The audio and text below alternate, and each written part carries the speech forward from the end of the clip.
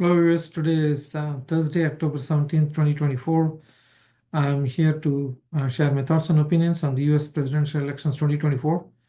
Today, I would like to look at the early voting data in the state of Georgia and try to see if we can glean some information from the early voting trends or the early voting data that's available out there in the Georgia Secretary of State website. So, in summary, we have close to around 885,000 voters who have either gone in person to vote in the first 3 days of the in-person voting, and that also included around 44,000 people who had requested a mail-in ballot and absentee ballot, and that has been accepted as well. So compare that with the total tally of votes in the 2020 election between Joe Biden and Donald Trump. There were close to around 5 million votes that were polled. So if you look at this 885,000 votes in just 3 days, it looks like Georgia is on its way to actually beat that 5 million votes record that they had in 2020. So it all bodes well for democracy and the democratic process. So it looks like the voters in Georgia are very enthusiastic. It is a very vital battleground state, and it is good that if more voters vote and their voices are heard, then it's good for democracy, and I'm quite happy about that. That said, I would like to go straight into the actual presentation, which gives you the data and the demographics and whatnot. So let's go, let me go and pull up the data. So there we go. As of today at 4 p.m. USA Eastern Time, and there were like 880,000 odd votes or voters that had voted in the state of Georgia. And the Georgia actually has something called active voters. I believe this is registered voters. So there are close to around 7 million registered voters. So if you look at that, around 12.2% of the registered voters have actually voted already. And then you compare it with the tally from 2020, Joe Biden got close to around 2.47 million, and Donald Trump got 2.46 million. But if you look at that total turnout of almost 5 million voters and look at the current 882,000 odd votes, we're looking at the current turnout is actually at 17.8% of the total turnout in 2020 in the first 3 days itself. So that's really, really very good. Then if you break it down, the total number of absentee ballots that were requested so far is 283,000 odd votes, ballots. And the Secretary of State has issued close to 279,000 ballots for absentee ballots. And the numbers that were returned were like 48,097, which is 17.22% of that ballot issued. And then out of that, 47,000 were accepted. That's like 17.19% of the ballots issued so far for absentee ballots. And then the early voting in person number is close to around 834,000 on votes. So that means that the turnout currently is 12.28% of all the registered voters in the first 3 days itself. And that's what I mean by, that's a very, very good tally for the first 3 days itself. And we have not even seen the first weekend of in-person voting yet. So this is definitely going to go a lot higher in the next 3-4 days. So let's look at some of the demographics.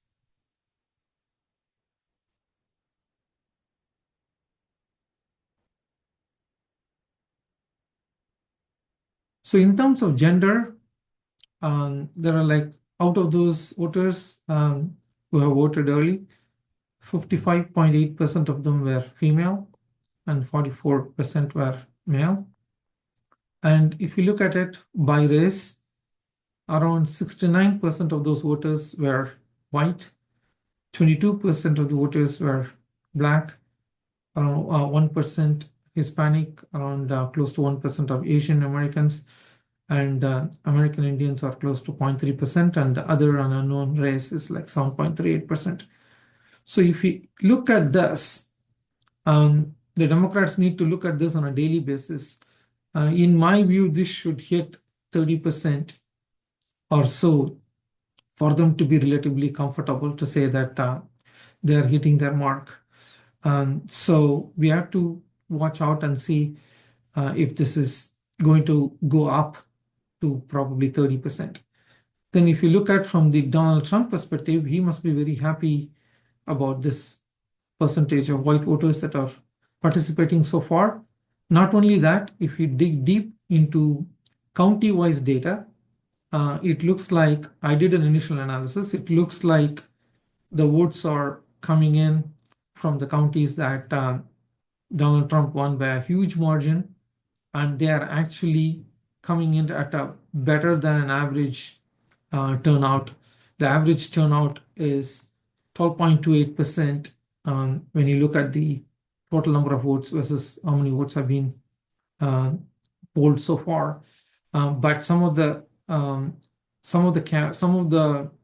Republican counties or the rural counties, the percentage is more than that 12.28%. So Trump is definitely hitting his numbers as of now. And there's a lot of enthusiasm among Republican voters. The data is not too clear on whether Democrats are getting all their votes from their counties that they are hoping to get lots of votes. It's by average, they are like around 10-12% of the votes are coming in from the Democratic counties that are won by Joe Biden. But nevertheless, it's still early in the game. And if you look at this after the weekend, and if this number doesn't increase to say close to 26-27%, then Democrats need to worry a bit.